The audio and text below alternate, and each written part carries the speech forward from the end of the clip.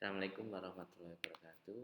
Pada kesempatan ini saya membuat materi dengan media video ini. Semoga ini bisa menggantikan perkuliahan tatap muka. Nah, pada kesempatan ini saya akan membahas terkait dengan pendekatan konseling rasional emosi. Nah, teori ini dikembangkan oleh Ellis ya. Pendekatan ini dikembangkan oleh Albert Ellis dengan konsep dasar bahwa manusia itu pada dasarnya memiliki kecenderungan untuk berpikir rasional dan irasional. Jadi ada kecenderungan untuk rasional dan irasional. Kadang kita mungkin bisa jadi kalau dipresentasikan lebih banyak berpikir irasionalnya daripada rasionalnya. Itulah manusiawi sekali. Apalagi mungkin ada tipe-tipe individu yang kecenderungannya untuk berpikir irasional dibandingkan dengan rasional. Nah, itulah atas dasar itulah Ellis membuat sebuah konsep teori yaitu rasional emosional RIT ya, terapi. Nah, ketika ketika berpikir dan bertingkah laku rasional, manusia akan efektif, bahagia dan kompeten. Nah, yang tadi saya sebutkan, sebaiknya memang hidup kita itu selalu berpikir rasional, berpikir positif, berpikir hal yang baik. Itu pasti dampaknya luar biasa, pasti akan berdampak ke emosional kita, yaitu menjadi happiness, menjadi bahagia, menjadi sejahtera gitu ya. Dan mungkin bisa jadi akan menumbuhkan produktivitas kita dalam bekerja itu pasti. Nah, sebaliknya ketika manusia itu berpikir dan bertingkah laku irasional, maka individu itu menjadi tidak efektif atau bisa dikatakan maladaptif. Bisa bisa menimbulkan masalah-masalah yang berarti, terutama dalam hal psikologis, misalnya kecemasan, emosi dan seterusnya. Nah, teori Albert Ellis ini sebenarnya konsep dasarnya ABC gitu ya, mungkin pernah dengar teori ABC gitu ya, tetapi apa bedanya dengan Skinner, karena teorinya Skinner itu juga ABC juga. Nah, yang membedakan adalah di B-nya. Kalau Skinner itu berbicara terkait dengan behavior, kalau Ellis ini berbicara terkait dengan belief.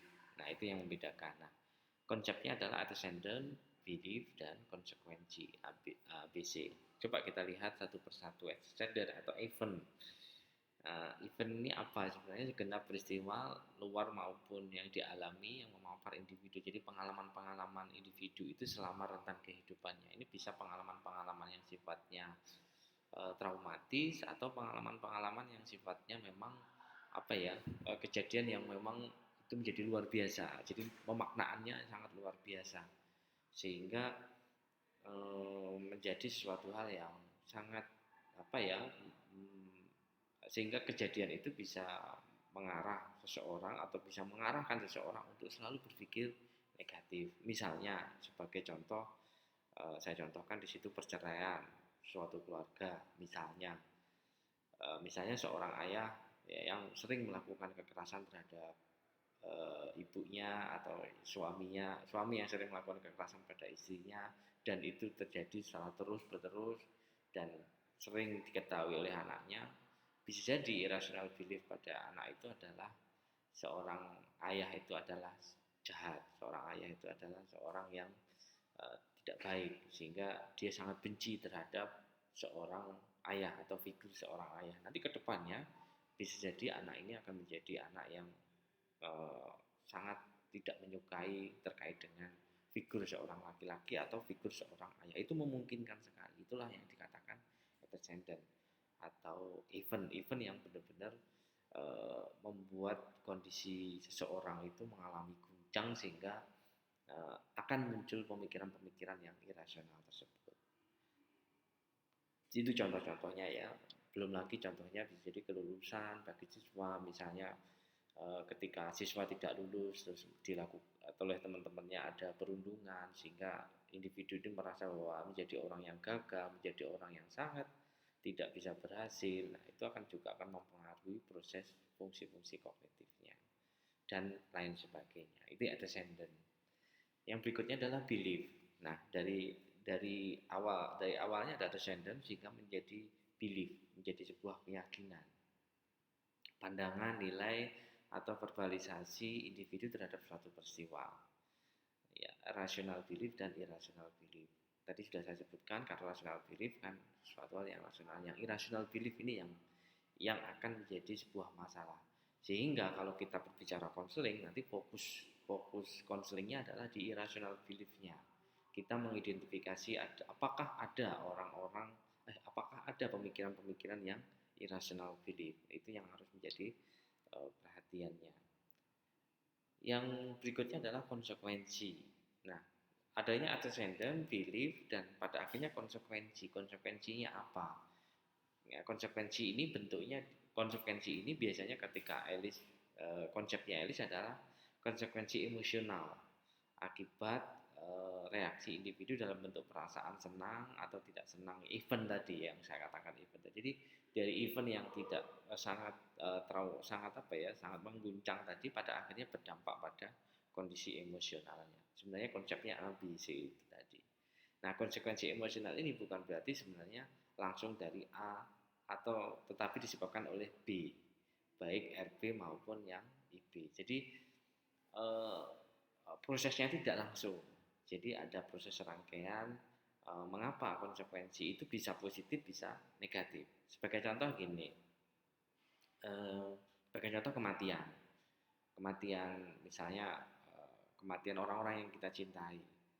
Saya yakin ketika ada proses kematian, ada ascendennya kematian, maka ada dua kemungkinan yang terjadi pada setiap individu. Ada yang menerima dengan lapang dada bahwa oh ya sudah kematian, semua orang pasti akan menuju ke sana. Itu kan pemikiran-pemikiran yang rasional bahwa semua orang meninggal dan seterusnya. Sehingga hati kita, perasaan kita ya lebih bersabar, terus perasaan kita lebih mendekat kepadanya dan seterusnya. Itu pemikiran-pemikiran yang rasional. Tetapi mungkin juga ada individu yang menghadapi kematian adalah sesuatu hal yang sangat sangat tidak menyenangkan atau sangat emosional sekali, karena mungkin saking cintanya, saking sayangnya, mungkin sekali sehingga perilaku-perilaku yang muncul adalah tidak percaya akan hal kejadian ini, bahkan sampai tidak percaya Tuhan dan seterusnya. Itu sangat mungkin sekali karena proses kematian itu, sehingga perasaan-perasaannya semakin marah, semakin hidupnya juga semakin tidak beraturan. Nah, itulah yang dikatakan konsekuensi emosional itu bisa positif, bisa negatif. Nah, pada konsep konseling RET ini kita fokus ke yang IB-nya, yang irrational belief-nya. Tadi sudah saya sebutkan. Nah, asumsi dasar tingkah laku bermasalah ini adalah ketika manusia sudah hampir 70% bisa jadi lebih ya dikuasai oleh IB, ini jadi sebuah masalah. Ketika individu terlalu banyak dikuasai oleh irrational belief-nya, maka individu itu diasumsikan sudah individu-individu yang sifatnya problem atau bermasalah. Nah, yang menjadi poin penting di sini adalah ciri-ciri irrational belief, karena kalau hanya sekedar berpikir negatif saja, apakah kita langsung menjadi sebuah problem yang serius gitu kan? Karena pada dasarnya manusia itu ya sering sekali kita berpikir negatif. Nah, tentu kita irrational belief itu tidak hanya sekedar berpikir negatif, tetapi ada hal-hal yang perlu Anda pelajari. Yang pertama, ciri-ciri irrational belief itu tidak dapat dibuktikan. Artinya namanya irrational belief, keyakinan yang salah ya, tentu tidak bisa dibuktikan. Misalnya kita takut pada boneka misalnya. Boneka itu akan membunuh kita misalnya. Nah, itulah salah satu bentuk contoh irrational belief. Mungkin boneka membunuh kita tanpa ada orang yang menggerakkan. Nah, itu karena keyakinan yang salah. Ya, itu bisa jadi, itu sebagai contoh. Tidak dapat dibuktikan itu seperti itu. Misalnya apalagi misalnya dan seterusnya. Mungkin ciri-ciri irrational belief itu adalah tidak dapat dibuktikan. Terus menimbulkan perasaan tidak enak atau adanya kecemasan. Itu bisa jadi karena kita sangat tidak nyaman, sangat cemas, bahkan berdampak pada fisiknya. Bisa jadi kalau sudah kondisi cemas sangat terus-menerus. Terus menghalangi individu untuk berkembang. Jadi kondisinya semakin memperburuk, artinya dia tidak berani ke sana, tidak berani ke sini, tidak berani karena irrational belief-nya. Nah, itu kalau sudah ada kondisi seperti itu, maka bisa dikatakan itu sudah bisa dikatakan irrational belief, bukan hanya sekedar berpikir negatif. Nah, itu yang perlu dipahami. Terus adapun tujuan konseling ini tadi sudah saya singgung, banyak yang singgung, yaitu memperbaiki, merubah sikap, persepsi, cara berpikir, keyakinan, serta pandangan-pandangan klien yang irasional, yang tidak logis menjadi pandangan yang rasional. Secara sederhana sebenarnya tujuan konseling ini adalah kita menemukan irrational belief-nya itu apa, sehingga dan kita gambarkan pada klien, kita gambarkan sejelasnya, kita pahamkan kepada klien bahwa apa yang terjadi saat ini itu adalah sebuah proses, yaitu mulai dari antecedent, belief, dan konsekuensi tadi.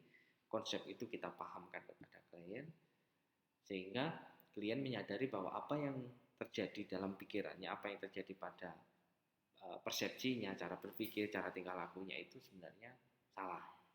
Sehingga ketika kita memahamkan klien bahwa persepsi cara berpikir itu salah, mau nggak mau klien akan memperbaiki itu. Nah, konseling sebenarnya targetnya adalah ke sana.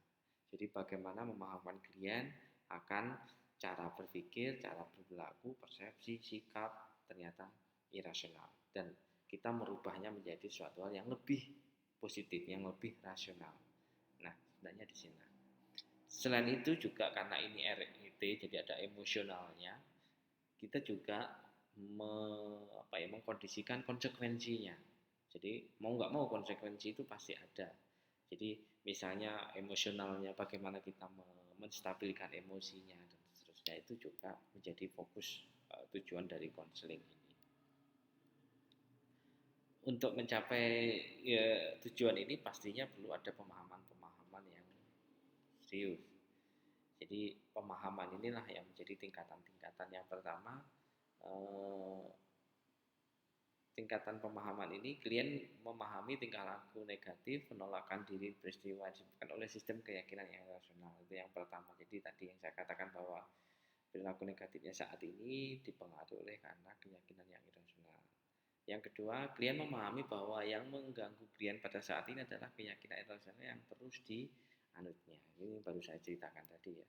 Klien memahami bahwa tidak ada jalan lain keluar dari hambatan emosional yang dialami kecuali dengan mendeteksi dan melawan keyakinan irasional. Nah, itulah yang perlu dipahami bahwa mau nggak mau Anda harus menghadapi itu. Artinya kita menyampaikan kepada klien, mau nggak mau Anda harus bisa melawan irrational belief itu, bisa mengurangi irrational belief itu, sehingga perilaku Anda akan lebih positif, akan lebih ke normal kembali. Nah, itu yang menjadi fokus perhatian dari proses konseling dengan RET ini. Nah, pada dasarnya klien yang telah memiliki RET ini akan terjadi peningkatan beberapa hal, yaitu penerimaan dirinya itu pasti ya. Minat sosialnya tadi sudah saya singgung, pasti minat sosialnya juga bisa naik, bisa turun ya. Terus pengendalian diri pasti akan jadi emosional ya.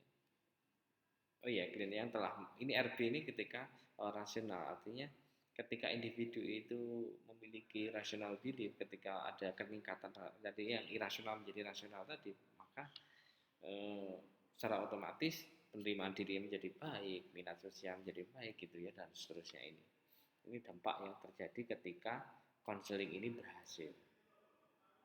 Nah, saya akan mencoba untuk mendeskripsikan proses konseling. Nah,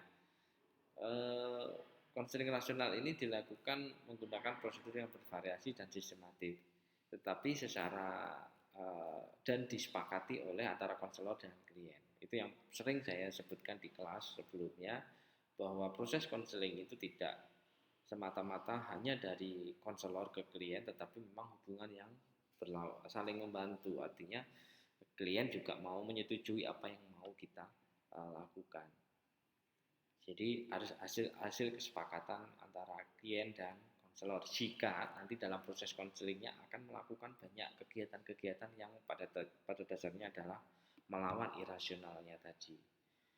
Nah, tugas konselor di sini adalah yang pertama, kita harus memahamkan masalah-masalah yang disebabkan oleh persepsi yang terganggu dan pikiran-pikiran yang tidak irasional. Itu pasti tadi sudah saya singgungkan.